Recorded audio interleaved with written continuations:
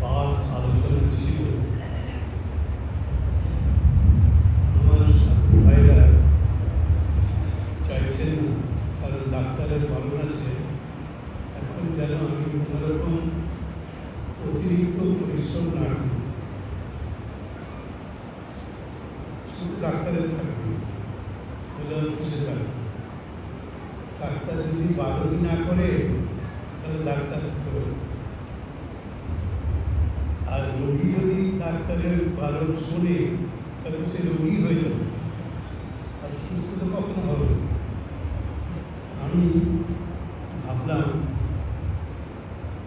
যে আমি অসুস্থ হয়েছিলাম অতীতকাল, পাস্ট টেন্স, এখন আর অসুস্থ নয়। সেটা যদি আমি আপনাদের সামনে এসে দাঁড়িয়ে বা বসে বলি, সেটা অনেকখানি বিশ্বাসযোগ্যতা পাবে। সেই জন্য আমি আমার সাধু ভাইদের সকলের ইচ্ছের বিরুদ্ধে আমি আপনাদের কাছে এসে বসেছি। এর মানে এই নয় যে আমি সাধু ভাইদের উপেক্ষা করেছিলাম। আমরা দেখি সাধারণত গুজব একটা ভয়ঙ্কর জিনিস। গুজব হয়তো একটা গুজব এখন সারা পৃথিবীতে ছড়িয়ে পড়েছে, কারণ একটা ইন্টারনেটের যুগ। এখন একটা কথা এক মুহূর্তের মধ্যে পৃথিবীর এই প্রান্ত থেকে আর এক প্রান্তে চলে যাচ্ছে। হয়তো এরকম কথাও গেছে যে প্রায় আমার শেষ হয়ে গেছে, এরকম কথাও বলতে যেতেই পারে। বিশ্বাস কিছু নেই। গুজবের সময়টাকে বিশ্বাস করার অবিশ্বাস করার কিছু নেই।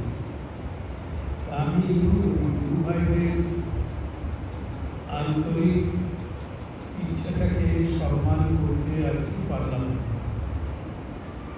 কারণ জানি শুক্রবার অনেক ভক্ত মন্দিরে আসছে এবং তারা শুক্রবারের মন্দিরে এসে ফিরে যাবে এবং এটাই আলোচনা করতে করতে যাবে যে এখন মহারাজ অসুস্থ।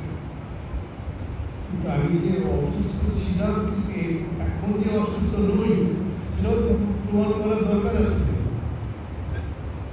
ইংরেজিতে একটি কথা আছে, seeing is believing, seeing is believing। চোখে যদি আপনি দেখেন তখন বিশ্বাস। এখন যতই ঢাক পাঠিয়ে ডাক পিটিয়ে লোকে বলেন মহারাজ অসুস্থ, আপনারা বিশ্বাস করবেন না, কারণ মহারাজ গর্জেন তো আপনাদের সামনে বসে আছে, এগুলো কথাও বলছে। সুতরাং এই যে গুজব একটি বড় আকারে ছড়িয়ে পড়তে পারে এবং মারাত্মক হয়ে যেতে পারে, এটারও নিরসন করার প্রয়োজন আছে। আশা করি আমার সহৃদয় গুরু ভাতারা সেটা বুঝবে, সন্ন্যাসী ভাইরা সেটা বুঝবে যে কেন আমি ওদের ইচ্ছার বিরুদ্ধে এখানে কথা বলতে শুরু করি। এখন তো আপনাদের এটা বোঝাতে হবে না যে আমি অসুস্থ নই। আমি অসুস্থ হয়তো ছিলাম, হয়তো না ছিলাম, এখন সুস্থ করে কথা বলছি। বসে আছি, আমার ঘর থেকে একতলাতে সিঁড়ি দিয়েই নেমেছি এবং সেখান থেকে হেঁটেই আমি মন্দিরে এসেছি। অসুবিধা বোধ করি। এই বার্তাটাও তো আপনাদের কাছে পৌঁছানো দরকার।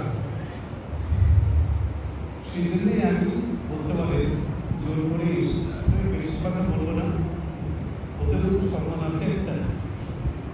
লাভের করে বললাম, আমাদের কথা করে না, এই কথা আমি করতে চাই, এই ব্যাপারটা আমি করতে চাই।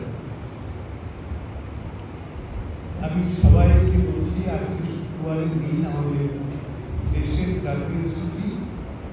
সেই দিন আপনারা অনেকেই আসেন, ঠাকুরের কথা শুনবেন, ধর্মের কথা শুনবেন বলে তার অন্তত একটু হলেও আমি বলবো ওরা যাই বলুন আর যাই বলুন, আর আমাকে যত আমার রাগারাগি করুন, আমি একটু বলবো। সেটা হচ্ছে যে শ্রীরামকৃষ্ণদেব আমাদের এই